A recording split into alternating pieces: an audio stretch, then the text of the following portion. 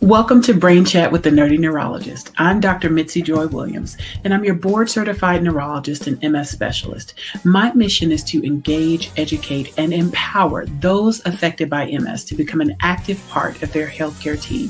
Here on Brain Chat, we'll be talking all things MS, health and wellness, advocacy, and we'll throw a little bit of music and music therapy in there as well. Thank you so much for joining us, and stay tuned for the next episode.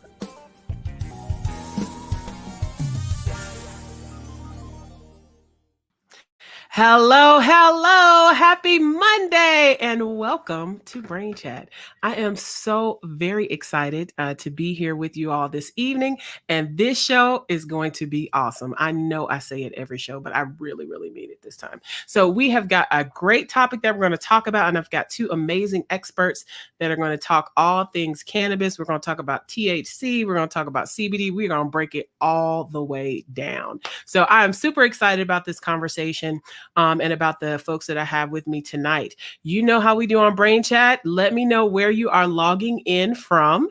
And so I bid you greetings from Atlanta, Georgia, where it's super hot and sunny. So tell me where you're logging in from. Last time we had someone from Australia. We had someone from England. So let's see who we've got with us tonight. So just feel free to put in the chat where you are logging in from. All right. And while we are doing that, I'm going to introduce our amazing guests. So we have tonight Dr. Ben Thrower, who is a neurologist and the medical director of the Andrew C. Carlos MS Institute at Shepherd Center here in Atlanta. So we are neighbors.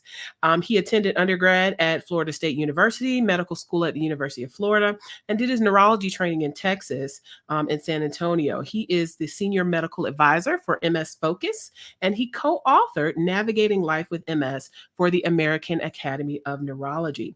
He has been a principal investigator, which is a researcher or head researcher for over 70 clinical trials. And you know, Dr. Mitzi loves research, but we're not going to get into that tonight.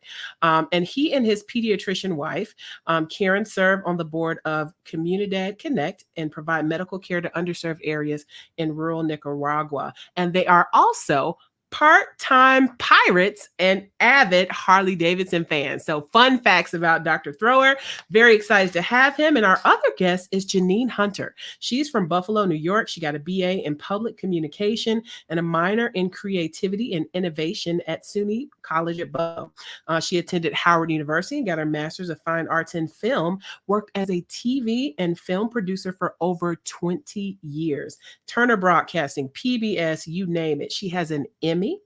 And she was diagnosed with multiple sclerosis in 2011, made some changes, focuses on mindfulness as well as having an optimistic outlook in life. And she also owns the CBD American Shaman of Smyrna, a boutique CBD and holistic wellness store in Smyrna, Georgia. We're also neighbors. So this is going to be an amazing action-packed episode of Brain Chat. And I can't wait to have our guests come and join me. All right, Dr. Thrower and Jeanine, welcome to Brain Chat. All right. Welcome. All right. So I see a couple folks logging in from Arizona, Jackson, Mississippi, Mount Vernon, Money Earning Mount Vernon, South Carolina, North Carolina, Augusta, and LA. All right. So keep those comments coming. You know that you can put questions in the chat and we will try to address them at the end of our broadcast. So looking forward to this conversation. So let's hop right into it because we got a lot we have to cover and we don't have a lot of time. All right. So first, just tell us a little bit about yourselves and kind of your interest in the space talking about cannabis, CBD, etc. We'll start with Dr. Thrower. Hey, well, thank you so much for inviting me. And I think like a lot of people in the medical world, we're learning as we go along. So in the multiple sclerosis world, so many of our individuals with MS had an interest in cannabis. What can it do for my MS? What can it do for my symptoms? Where can I get it? What's safe to use? What are the side effects? So as people with MS were more interested, I think it was our duty as healthcare providers to become knowledgeable and to help serve as guidance counselors. The laws are changing, and so we all had to kind of learn as that's gone along. So I've had a big interest in how cannabis can help our patient population. I've worked quite a bit with the Georgia legislature on helping get some of our local laws in the state of Georgia passed as well. Awesome. Awesome. What about you, Jeanine? So how did I get into CBD and cannabis? Yeah, absolutely. So I'll try to keep this short. Long story short, as you know from like when you reading my bio, I started off in TV and film. And when I started producing on that level, it's very stressful. And I think that triggered some things inside of me where I started having symptoms. And long story short, throughout the years, I ended up being diagnosed with multiple sclerosis. So when that happened, I was in Washington, D.C. And Washington, D.C. had medical marijuana was legal. So I had a medical marijuana card, wasn't like a marijuana smoker or anything like that to really want to be high all the time, but I wanted to find relief for my my MS symptoms. So I went to a dispensary that was started by a family whose father had multiple sclerosis. When I went in there, the daughter was one who actually worked with me, and I told her I had MS, and she's the one who's like introduced me to CBD because she said CBD was really good for folks who had autoimmune diseases. I just thought it was all weed. I didn't know really what it was. So I started doing that, and it was something they gave me a tincture that was made for a young little boy who had like multiple seizures a day. So it was safe enough for a kid. It was something that I took. I took it every day. And then that started my CBD journey. And when I moved down to Georgia, I was actually going to open up a different type of business. And I saw CBD was legal. And that got me excited. And I started researching, and I was like, I'm such a true believer in CBD that I researched. And I started looking in January of 2020, and I opened in November of 2020. Awesome. Yeah. So full disclosure, and we talked about this in the pre-show before the show backstage. So I was not a believer, right? So I was very, very conservative, had listened to all those commercials and things about marijuana being the gateway drug. And I just knew everybody's going to get addicted to drugs and all that kind of stuff. But certainly as I've had patients that have come in to see me, we've talked about different effects that they've had, and we've had a little bit more literature come out. I have definitely begun to see some of the benefits for some of the symptoms of patients with MS. And let's be reminded that CBD and products like THC, et cetera, are not products that affect the underlying autoimmune process to our knowledge, right? So those are different types of drugs, disease modifying therapies that we're not going to talk about tonight. But certainly there are many symptoms that some people feel improve. And maybe as the research continues, we'll find out more things. But I think it's so important for us to educate the MS community because there's so much bad information, and there are many people who don't understand the differences between medical marijuana, CBD, THC, etc. So let's kind of break that down and talk about like, what does it mean? What is CBD versus THC versus medical marijuana? Jeanine, you said you thought it was all weed at first. So what's what? Break it down for us, girl. Break it down. I know. Well, for me, I mean, I'm not a doctor. You guys are the doctors. Well, you start, and then we'll have Dr. Thrower. Yeah. Dr. Thrower, give us the medical perspective. Okay. I do know. So for CBD stands for cannabidiol, and so CBD. Correct me if I'm wrong. Can come from both the hemp plant and the marijuana side, and the marijuana side is the side that carries more THC. The hemp side doesn't carry as much THC. So that's the whole legal limit of only 0.3%. I want to say that, I believe that's federally legal in 50 states, but every state has their own laws and counties have their own laws. So, you have to go by what those laws are, but it's no more than 0.3% THC. That's coming from the hemp side of the plant. It doesn't give you a psychoactive effect. When it comes from the marijuana side of the plant, you can get CBD too, but it has more THC in it, which for places that don't have that marijuana being legal, is illegal because it's more than 0.3%. I'm trying to think what else. I No, feel like that's a good I'm in start, class. right? So Okay. so THC psychoactive, meaning the high, right? So, Yes. some people are concerned that if they use any of the products that they will get the high from the product. Some people want the high, and don't want to use products where they don't get it.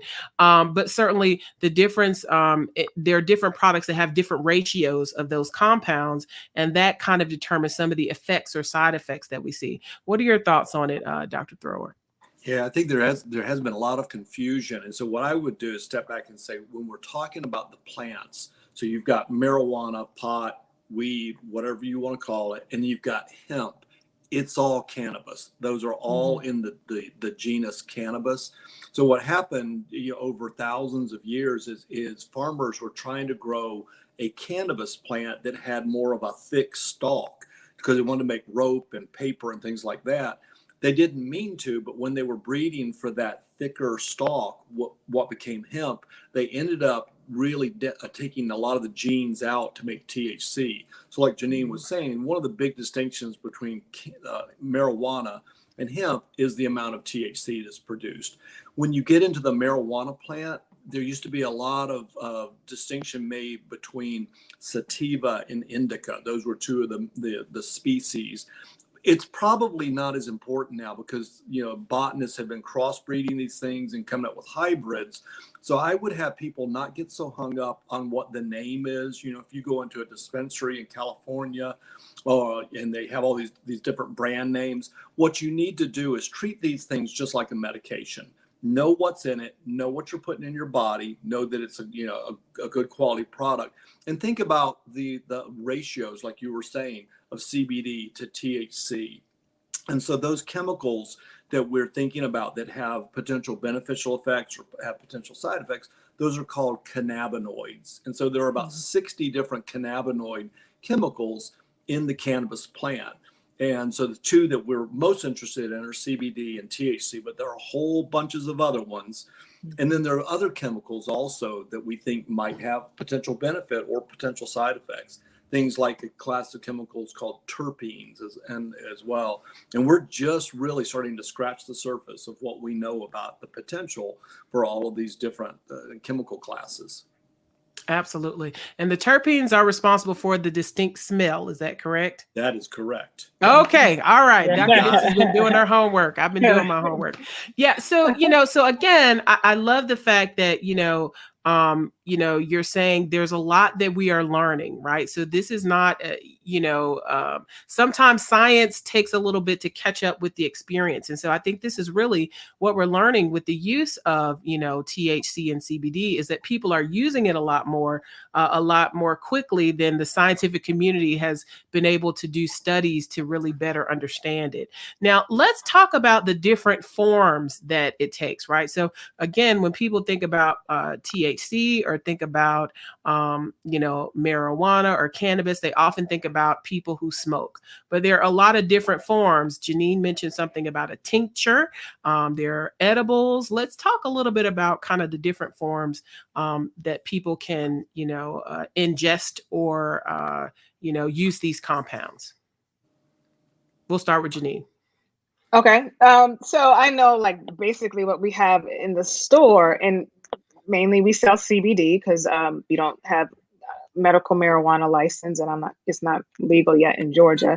But CBD comes in like anything. You name it, it comes in it. So we have beauty products. There's a face cream that I use. There's under eye serum. There's bath bombs. There's soap. There's lotion. I think I was telling you about the tincture. I tell customers when they come in, when you hear tincture, think of tongue because you can put it directly underneath your tongue. My store is an American Shaman store. So they have this nanotechnology where they make it a water soluble. And so the water soluble makes it more bioavailable when you ingest it. So you absorb around 100% of the CBD. And we try to truly educate customers on, because people often just say CBD oil. If it's oil based, you're losing a lot of the CBD because our bodies are made up of 50% water, so it bounces off our cells. So going back to answer your question before I go straight to the other side, there's tinctures, there's water solubles. I have topical cream. There's gummies. There's carts. Carts are like vapes, the vape pens. There's pre-rolls. There's flour. There's capsules. There's oil. There's like a topical oil that you rub on. So it comes in a variety of different things. Oh, there's gum. There's chocolate. You know, food. So yeah. So food, so edibles, drink. food. I had somebody that was telling me about butter. Like it was, they had butter, that they put on their toast in the morning, right? So what are your thoughts, Dr. Thorne? How does somebody kind of navigate? Obviously, we would hope that someone would be able to talk to their doctor about things like this, but how does somebody kind of navigate, or where do they kind of start when they're looking for information to learn more about the different forms and kind of what they should or shouldn't be doing? So it is, I think, important that people treat these just like they would any medication. So think about what you're trying to accomplish with it. Are you trying to get something that gets into your system really quickly so that you get quick relief of a symptom? Or are you trying to get something that would last a little bit longer? So maybe that it has a slower absorption, but it's going to stick around longer for you. And then I think, stores like Jeanine's, you want to deal with people who are very knowledgeable, who can give you some guidance, can act like a guidance counselor. There's a lot of information online. So we have through the MS Focus. If you go on YouTube, you look at MS Focus /Thrower. We have a cannabis lecture. There are all kinds of medical resources out there. On Facebook, there's a site called Georgia's Hope, which is a lot of people dealing with different health conditions who have been great advocates and champions for getting some of our state laws passed. And these might be individuals with MS. They might be moms and dads whose kids have epilepsy or other conditions that are being treated with cannabis products. So sometimes people have to do a little research, but there's a lot of information out there, and you just have to kind of throw yourself in and try to get as much knowledge as you can on this topic. So thinking about what topics, right? Not what topics, but what conditions, right? Traditionally, when we think about, medical marijuana, we used to think about everybody who had cancer, right? So the only thing that used to be approved for was people who had cancer, a terminal disease, and had severe pain. But certainly we've seen that expand drastically. We know that MS is one of those conditions that medical marijuana can be approved for. What other conditions, are the cannabinoids used for? And then, I want to talk specifically about what symptoms related to MS could potentially have some benefit based on whatever research or evidence we have. So we'll start with what conditions, kind of a wide variety of conditions. Jeanine, you said autoimmune. We know neuropathic pain. There have been some studies that talk about spasticity related to MS. So a lot of different things, but we don't have a lot of research really to kind of back that up. And I don't, so Dr. Ben, I mean, you could probably speak on it a little bit more, but I know just when folks coming in the store and things that we know where people are finding relief, and where I found relief, where my partner's found relief. He doesn't have MS, but he has anxiety. So in coming out of this, if we're coming out of this pandemic, there's a lot of stress and anxiety, a lot of folks coming in with sleep issues. Pain's a big thing. The spasticity, like you said, we're careful of saying, like, if it's for autoimmune, or I have a lot of cancer patients that come in. Everybody's different, and they got to find what works for them and what dose works for them. That's why I always try to educate anybody who's interested in CBD or takes CBD, whether you're a beginner or an expert, is to make sure you go and talk with somebody who can talk to you about it, and who is knowledgeable about it. Whether if you're going into a store or talking to your doctor, because there's so many products out there right now, and it's not regulated. And we have so many people who come in and say they got their stuff on online and it didn't work. And I'm like, well, where'd you get it from? What was it? And they don't even know. Or they'll say that they got it from Amazon. If you got it from Amazon, it's not CBD. Amazon does not sell CBD, but you can Google, you can put it in there and all this stuff will come up. But if you really read it, you'll see, you got to look to see what's actually in the things that you're buying. If that answered your Absolutely. question. Yeah, absolutely. Absolutely. And kind of going back to the fact that you do have to think about it like you would think about medication. And I like what you were talking about, Dr. Thoreau, when you were talking about, thinking about what you want to accomplish. So, looking at some of the research that's related to MS, there have been some studies that have looked at spasticity, that suggested that people felt improvement in their spasticity, spasms, spasticity meaning people can have symptoms like cramping of their muscles. Sometimes they feel a tightness around their muscles. The MS hug would be a form of spasticity. And so the studies suggest that people felt improvement, but when they went to the doctor, they didn't necessarily see a difference in their exam. Also, there are some studies looking at neuropathic pain with MS, nerve pain, whether it's burning or tingling, as well as looking at things like bladder issues. So tell us a little bit about, what we know about symptoms of MS related to cannabis and how it may or may not help those symptoms. Yeah, I think you hit the big three. So there's evidence out there in multiple sclerosis for using cannabinoid products, CBD, THC products for the spasms and spasticity, for the central neuropathic pain. And then with the bladder, it tends to be the overactive bladder. So it's the urinary frequency and urgency. Those spasticity studies are really interesting because like you said, for you and I as neurologists, we use something called the Ashworth scale to measure spasticity and what it looks like objectively. Most of the trials of cannabinoids for spasticity and spasms, the person with MS said, yeah, I feel better. My life's better. I'm having fewer spasms. But when we measured it on the Ashworth scale, we didn't see it. The question that kind of raises is, what are we measuring, and are we measuring the right thing? Maybe we're looking at the wrong thing. And so people clearly felt better. Some of the best studies that have been done are with a product that will probably get FDA approval here in the United States soon, called Sativex or nabiximols.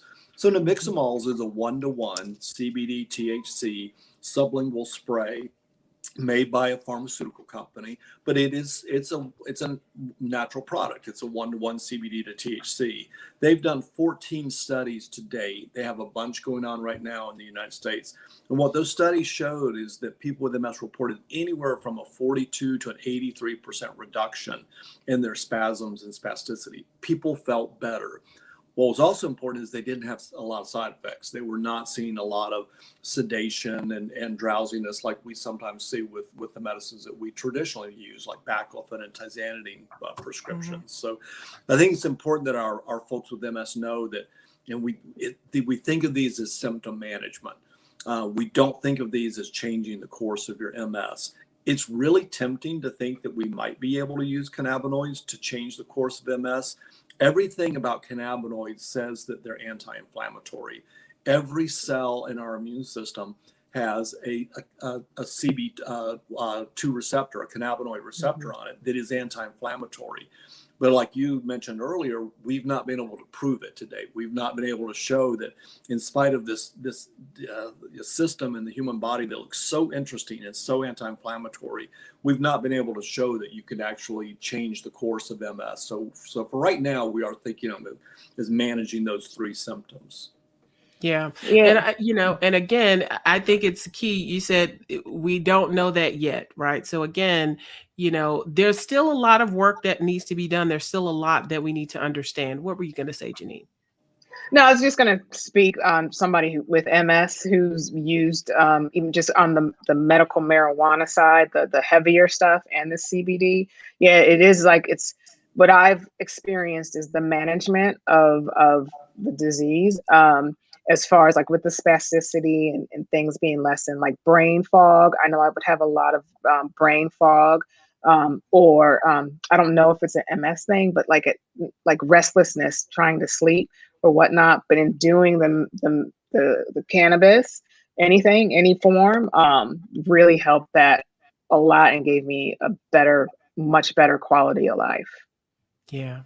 And, again, we know that if we've seen one person with MS, we've seen one person with MS. So everybody, is different. That's my favorite saying, right? So everybody is different, but I think that it's important to be open to different potential solutions, and the information we have about cannabis and the cannabinoid system in our bodies is much more than what we had, even 10 or 20 years ago. And the different types of products and the way that they affect people are much different.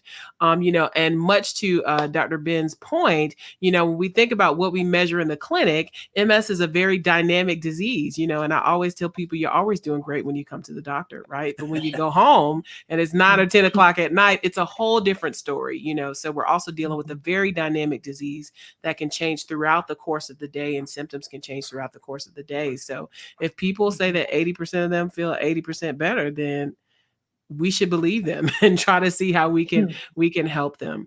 Now let's talk about side effects. So again, you said with the medication that's seeking approval, Dr. Thrower, that they didn't see a lot of side effects. But let's talk about side effects, because I feel like we always need to be balanced, right? I don't want everybody going out and say, man, this CBD is not going to cause any issues. I'm just going to go out and do it up, and I'm never going to have any problems, right? So, again, certainly the side effects may be less than what we see with some of our traditional medicines, like our muscle relaxants that often put people to sleep or cause interference with their issues. But there can be some side effects to using some of these different products, especially if they have a higher THC component. So let's talk a little bit about that.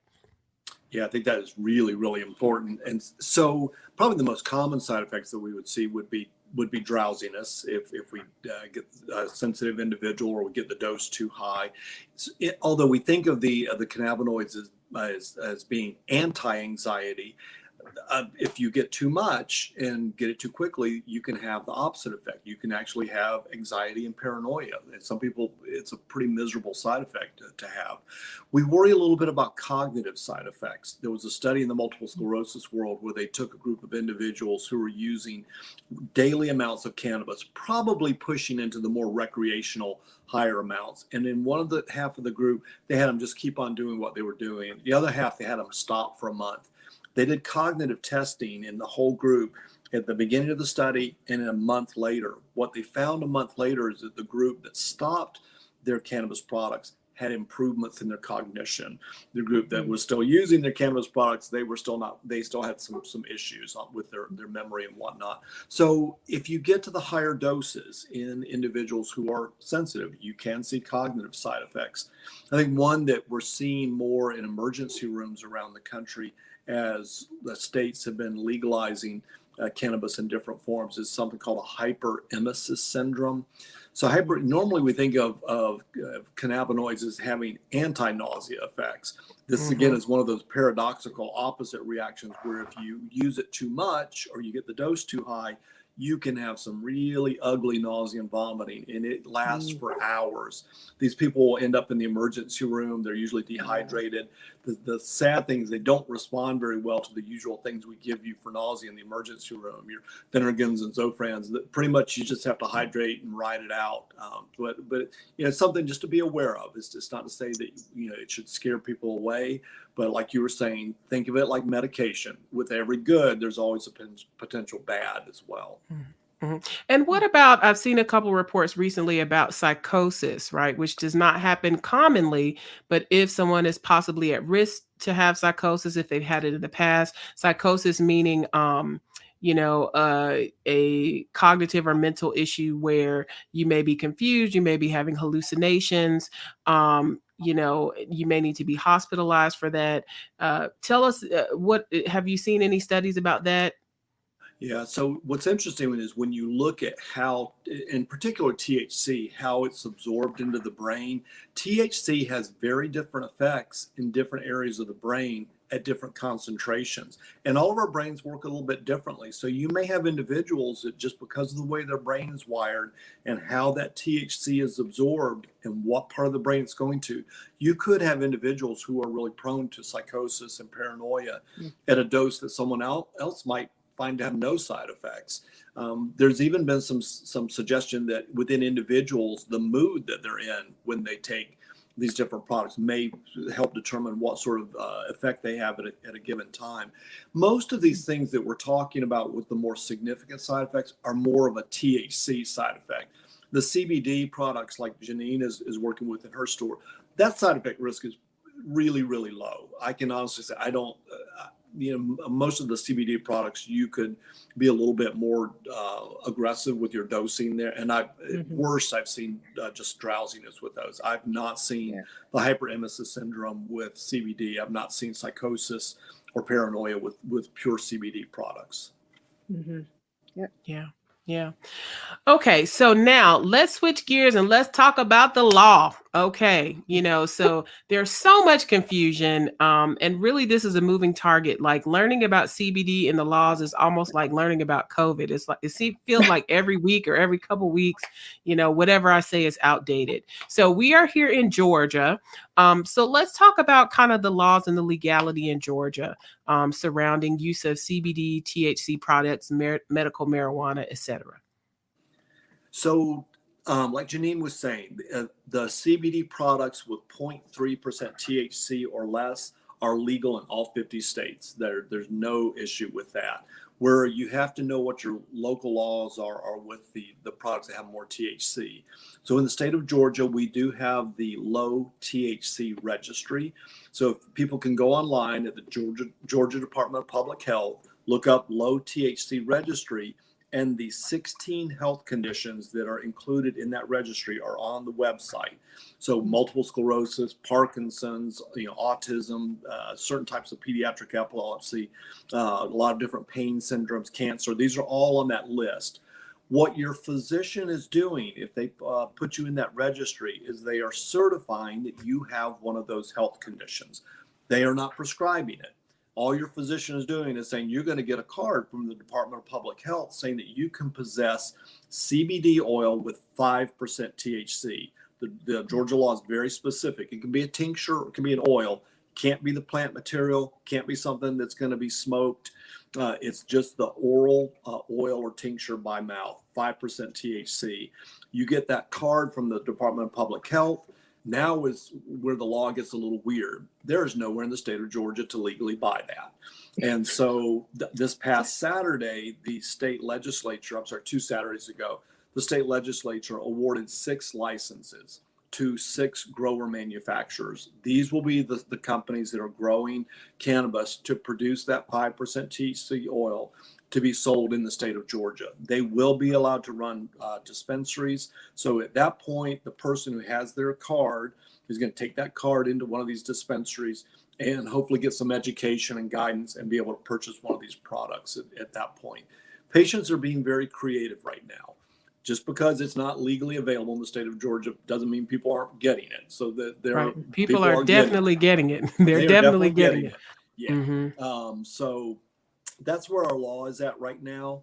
We're hopeful that as these dispensaries get up and running, that it's going to bring the price down some as you get a little competition between these different companies. Because right now, I'd say our average person with MS is probably spending about $200 a month, if not more. And that's not always doable for everybody.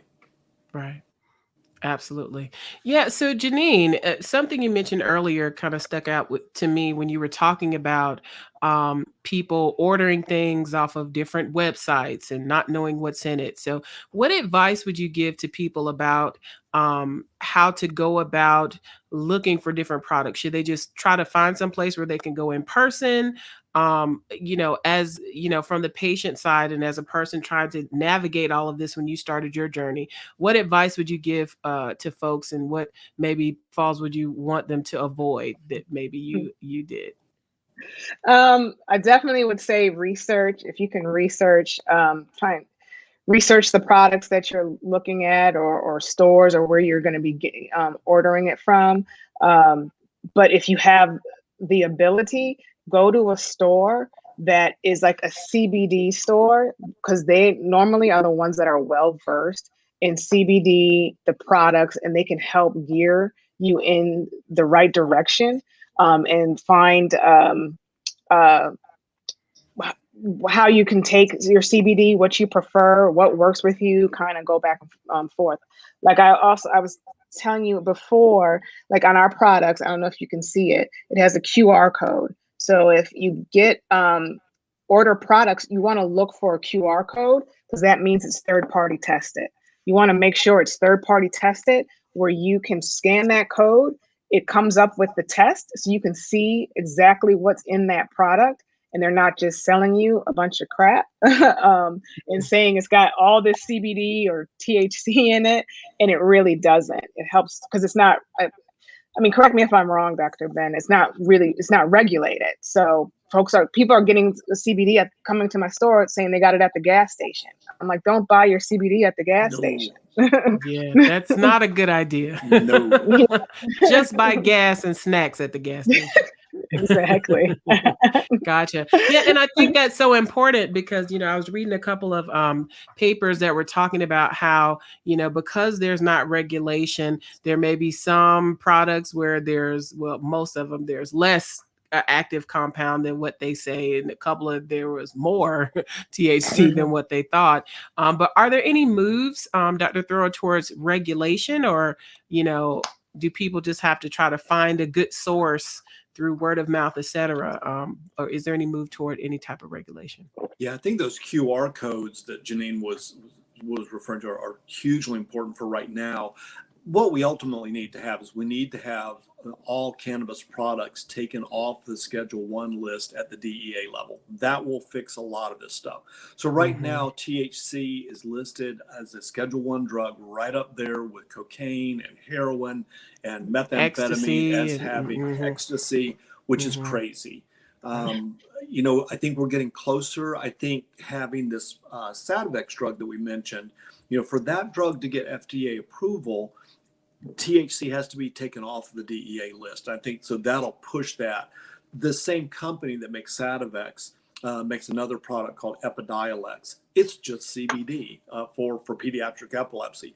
But at the time that drug was being tested, CBD was still listed on the DEA list. So they had to take CBD off of that list for Epidiolex to get FDA approval. So it's moving, but I think to fix the problem, we really need federal legislation.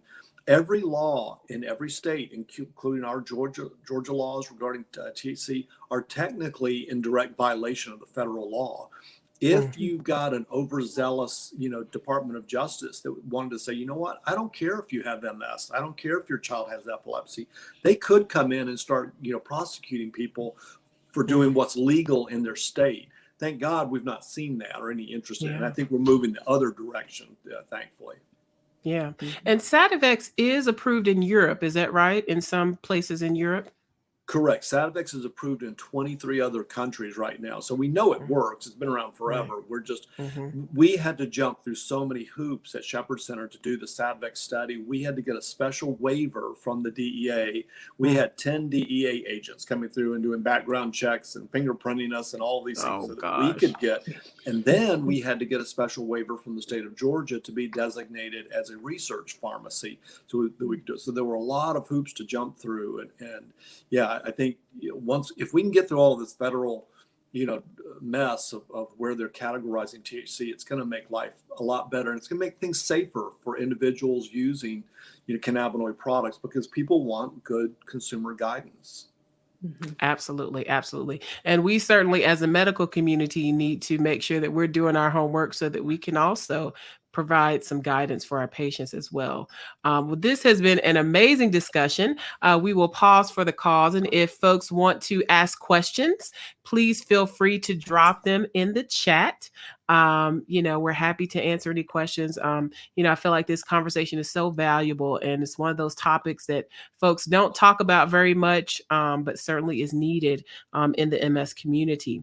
So kind of as we're closing, what are some tips that you would give to people? I know we've talked a little bit about making sure people do their research, trying to go, to a store in person to talk to someone, if your doctor is knowledgeable, talking to your doctor. I think also one other thing to be aware of is that some cannabinoids can possibly interfere with medications. Like if people take warfarin, like a blood thinner, it could affect the ability for that to work. So, make sure that if you are using these products, that you do let your medical doctor know so that they can just briefly look over your medication list. There aren't a lot of interactions, but we certainly, again, want to make sure that we're not cavalier in saying that there may not be any interactions with your other medicines or any potential side effects. So make sure you talk to your doctor. And my patients are usually pretty open. I don't know about you, Dr. Throne, but they're usually pretty open.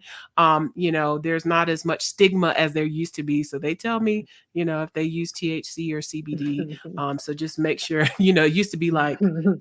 Williams, right. I use it, but now they're like, yeah, girl, this is what I'm doing. So, make sure you have that conversation and open communication with your doctor, so that we can make sure that we're looking at your med list and telling you about any potential interactions. So, I see someone in the chat ask, what options do people have in Wilmington, North Carolina? So I'm not familiar with the laws in North Carolina. Maybe one place to go would be to look at the public health department, which, Dr. Thoreau, you talked about the registry there. So maybe looking at the public health department. Are there any websites that you all would recommend for people to kind of get started in this journey? There is a site called Normal, NORML, which if people just Google that, it's an acronym that deals a lot with medical marijuana legislation. And if you live in a state, so North Carolina does not have any current laws on the books, South Carolina does not, Alabama does not, Florida does. Florida is actually a little ahead of the state of Georgia.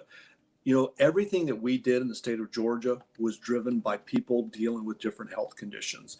The MS community, the community of parents with children with epilepsy and autism and mitochondrial disorders. That's what speaks to your state legislators. You get in there, the state legislators don't want to see an army of angry moms and dads coming at them. So if you live in a state where this is important to you and you don't have laws in the books, we're the ones who are going to make this happen. Absolutely. Any resources that you have to recommend, Jeanine? Any resources? Or well, websites that you recommend people go to? You can go to my website. What's your website, girl? Tell them your website. My website is CBD Smyrna, M as in Mary, Y, R, N as in Nancy, A, GA.com.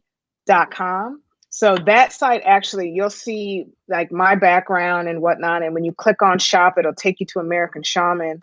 And American Shaman's site has a wealth of information. They have a wealth of, they'll often post things if they tell about the legislations or whatnot, if they need folks to write in or to start getting things passed. They're very active on that. And then all of our COAs, which are our certificates of analysis, are on there. So folks can start to see what products, what those tests look like and what they should be looking for in their CBD products. Sort of big resources. I know a book that I started reading when I came to Georgia right before I was going to open the store, which I thought was very helpful, was Healing. I think it's Healing in CBD. I don't know if you guys have heard of that. It's got a blue cover.